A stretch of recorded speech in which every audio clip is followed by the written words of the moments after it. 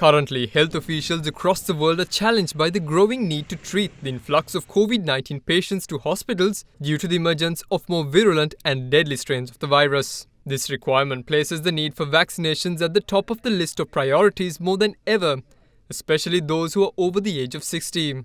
Director of the Department of Immunology and Molecular Medicine at the University of Sri Lanka, Professor Chandima Jeevandara, emphasizes that people who have either not received the COVID-19 vaccine or have just received one dose are more likely to contract the Delta variant. As such, he stated that until the majority of the population is vaccinated, it is imperative that the health and safety measures are adhered to by the general population.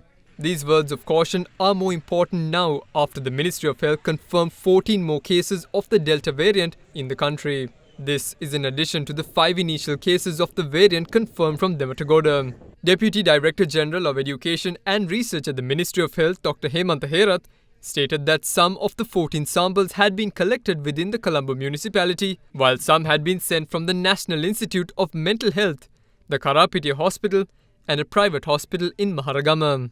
He further stated that the epidemiology unit is in the process of tracing these patients. Given the latest development, the Health Ministry announced today that the vaccination program is being conducted at full speed and in an orderly manner as they successfully completed the first phase of the immunization program in the Western Province yesterday.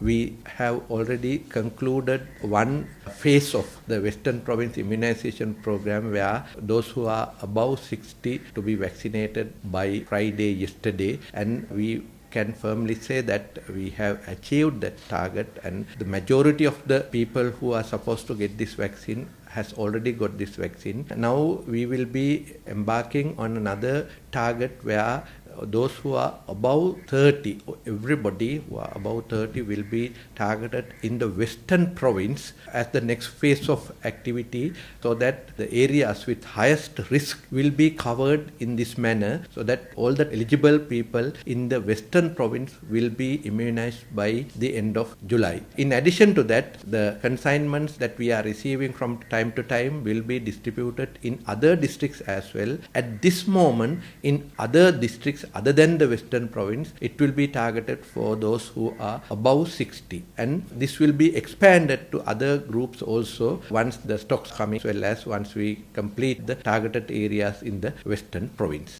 He further said that since the go-ahead has been granted to administer the Pfizer and Moderna vaccines in place of the second dose of the AstraZeneca jab, this will be looked into immediately. We are expecting a consignment of AstraZeneca vaccine in the coming days, probably during the course of this month, and this will be distributed among those who have got the first dose, especially above 60 years of age. And also the Advisory Committee on Communicable Disease has already given their recommendations to immunize those who got the first dose of AstraZeneca with other vaccines such as Moderna and Pfizer. As and when these vaccines come, those who have got the first dose of AstraZeneca also will be given a second dose from those vaccines in future.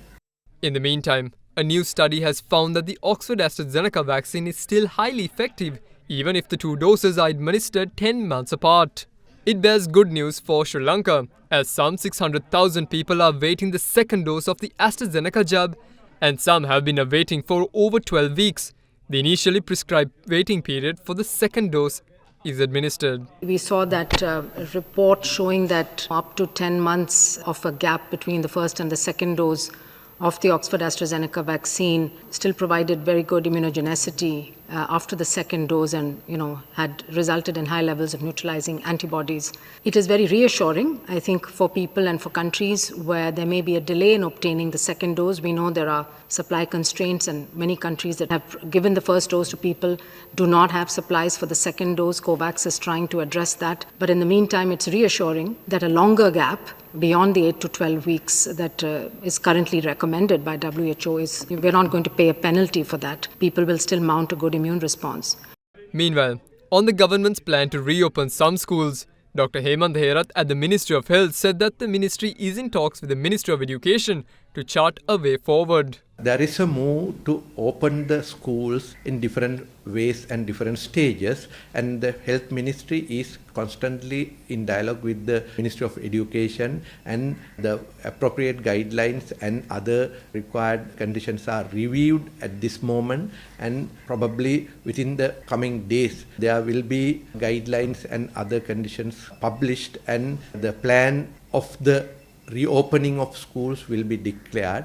But at this moment, I think it is very important for all the parents and the children to adhere to the current health guidelines and wait until a proper plan is declared and guidelines are issued. In the meantime, the country's overall number of persons to have recovered from the novel coronavirus rose by 1,853 today, taking the island's tally to 231,394. As for the active COVID-19 cases, health authorities placed the number of new infections confirmed today at 1,010, thus raising the figure to 29,254. Pocket ticket fit when a new Axe ticket perfume.